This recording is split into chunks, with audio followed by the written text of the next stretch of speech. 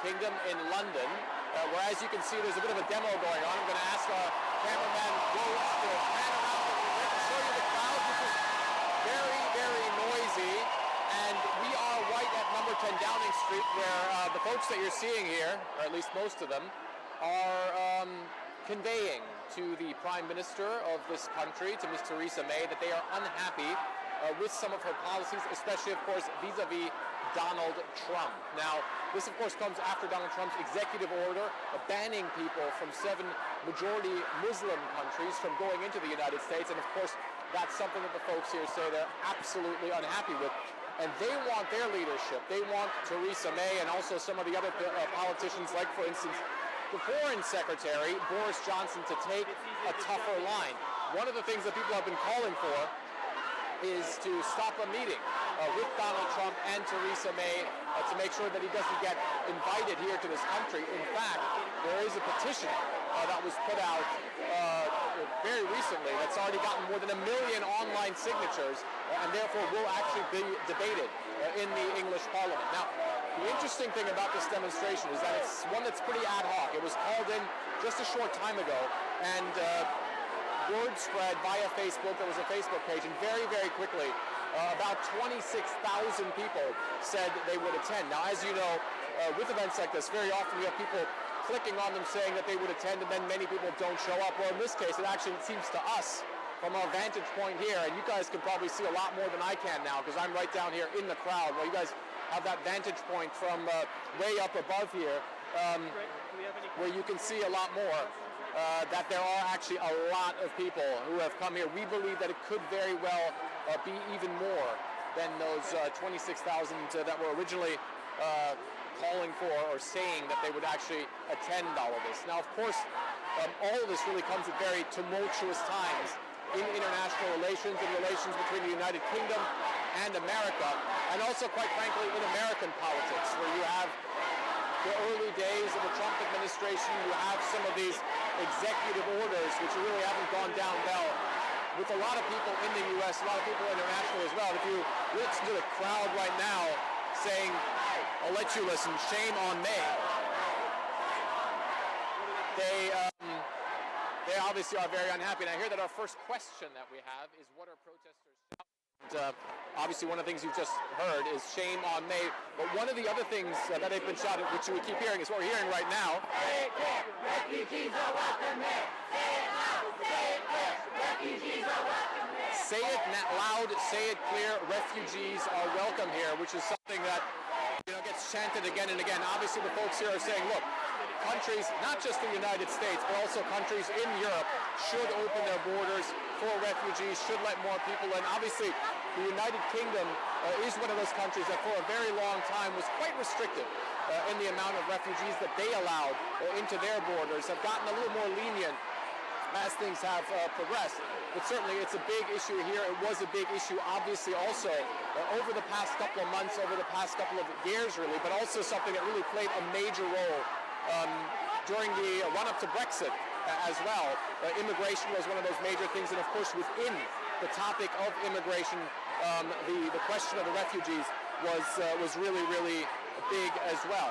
So the folks here are obviously unhappy with the policies of their Prime Minister, the policies of their government regarding the refugee crisis. Is Theresa May still expected to welcome Donald Trump to the UK? So we hear another one of the questions is Theresa May still expected to welcome Donald Trump to the United Kingdom? So what we know is that despite the fact that all these folks here are against that, the Foreign Secretary, Boris Johnson, went in front of Parliament earlier today and said that, yes, indeed, Britain would still be welcoming Donald Trump here to a visit. They said that they understand the anger of a lot of the folks here, a lot of the other people who've obviously signed that position to prevent that, that petition to prevent that from happening. But at the same time, a lot of politicians here believe that the damage that could be done long-term to relations between the United States and Britain could be so big that it wouldn't be a good idea to not let Donald Trump come to this country here. And it was interesting because Theresa May put out a statement earlier today saying that she doesn't agree with Donald Trump's positions on letting people into the country, on immigration, especially, of course, on this executive order that he signed, banning people from 7 majority Muslim countries from coming to the United States for a period of 3 months, banning refugees from coming for a period of 4 months, and putting a blanket ban on Syrians coming in for an indefinite period of time. She says she doesn't agree with that, but at the same time, she also says that America's immigration policies are essentially America's business, and therefore there's very little that the United Kingdom can do. And obviously what you're seeing right now is in the post-Brexit world, if you will, where you have Donald Trump in the White House, you've had Brexit here, the U.S. and the U.K., at least their governments, are trying to forge very close ties. And Theresa May obviously was just in Washington, had those talks with Donald Trump, and I'm seeing another question come in. Why do so many people in the UK care about U.S. policies? Well, there's a lot of reasons. I mean, first of all, obviously, America is, the most powerful country in the world. So obviously, everything that America does has a lot of influence on Europe, on the European Union, on European countries, and of course on Britain as well. And at the same time, you have what's called the special relationship between the United Kingdom and the U.S. They are long-standing allies and have been for an extremely long time. Obviously, have gone through world wars together. British and American soldiers have fought side by side. If you look at a lot of the military engagement that were led by the United States over the past 20, 25 years, you will see a pattern of Britain being the country that went in with America, for instance, into the Gulf War, into the Iraq War in 2003, into Afghanistan as well. Britain always played a major role in supporting the United States, and so that special relationship is something that people are very mindful of, that politicians are very mindful of on both sides of the Atlantic, and certainly that, especially right now, the Brits really see as very, very important. There you go, another roar against the crowd.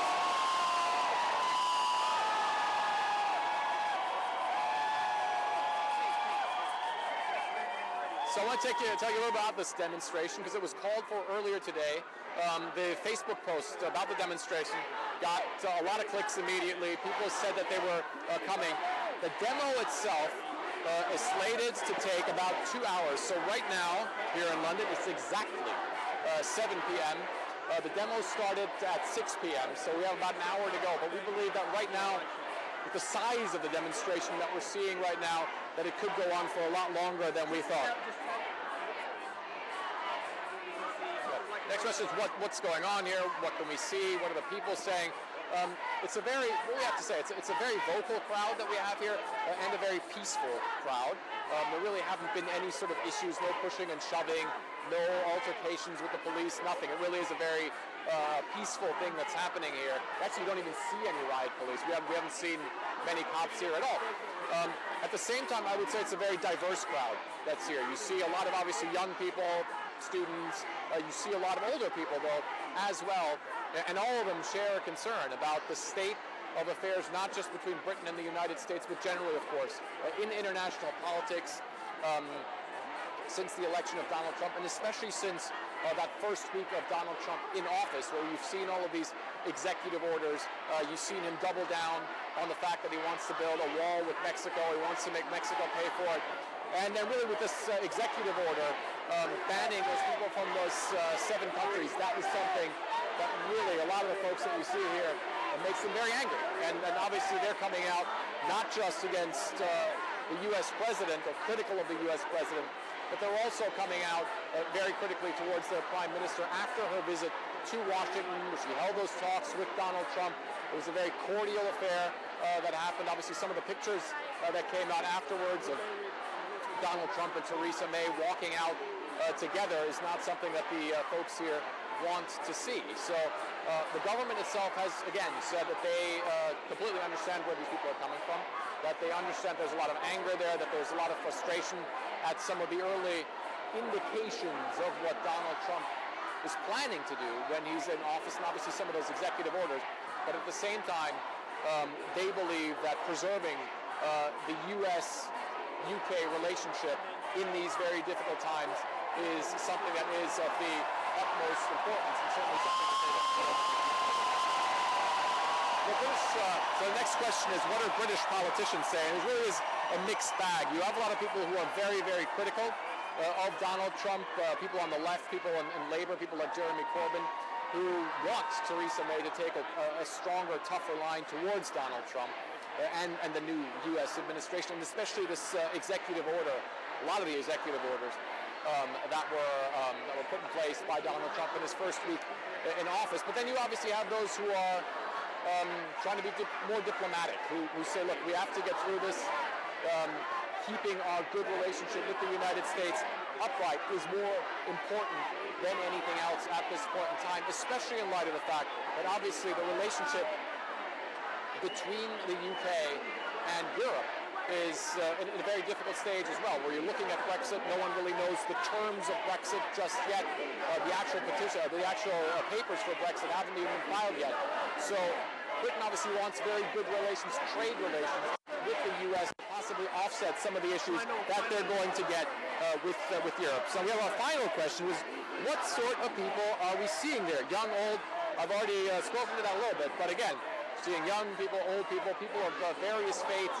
I think also interesting to say, important to say, people of different politics, people who have different sort of ways of thinking about politics are coming together. I think there's a lot of people here who are quite concerned about the state of international affairs, and quite concerned about which way America is going to go in the next 4 years, and what that could mean for the world, what that could mean for Britain, how Britain is going to position itself.